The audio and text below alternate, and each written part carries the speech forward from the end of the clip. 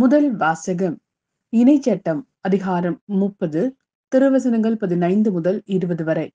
இதோ பார், வாழ்வையும் நன்மையையும் சாவையும் தீமையையும் இன்று நான் உனக்கு முன்பாக வைத்துள்ளேன். அது இதுதான், இன்று நான் உனக்கு கட்டளையிடுகிறேன். உன் கடவுளாகிய ஆண்டவர் மீது அன்பு பாராட்டு. அவரை பின்பற்றி அவரது வழியில் நட. அவரது கட்டளைகளையும் நியமங்களையும் முறைமைகளையும் கடைப்பிடி. அப்பொழுது நீ வாழ்வாய், நீ பழுகுவாய். நீ உடமையாக கொள்ளப்போகும் நாட்டில் உன் கடவுளாகிய ஆண்டவர் உனக்கு ஆசி வழங்குவார்.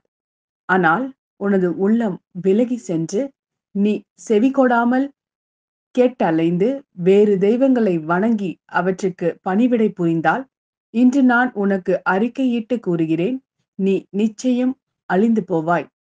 நீ உரிமையாக்கிக் கொள்ளுமாறு யோர்தானை கடந்து சென்றடையும் பூமியில் உன் வாழ்நாள் நீடித்திராது. உன்மேல் இன்று நான் விண்ணையும் மண்ணையும் சான்றாக அழைத்து வாழ்வையும் சாவையும் ஆசியையும் சாபத்தையும் உனக்கு முன் வைக்கிறேன். நீயும் உனது வழித்தோன்றல்களும் வாழும் பொருட்டு வாழ்வை தேர்ந்து கொள். இது ஆண்டவரின் அருள்வாக்கு. இறைவா, உமக்கு நன்றி. லூக்கா எழுதிய நற்செய்தி அதிகாரம் 9 திருவசனங்கள் 22 முதல் 25 வரை. மேலும் இயேசு மானிட மகன் பலவாறு துன்பப்படவும் மூப்பர்கள், தலைமை குருக்கள், மறைநூல் அறிஞர் ஆகியோரால் உதறி தள்ளப்பட்டு கொலை செய்யப்படவும் 3ஆம் நாளில் உயிருடன் எழுப்பப்படவும் வேண்டும் என்று சொன்னார்.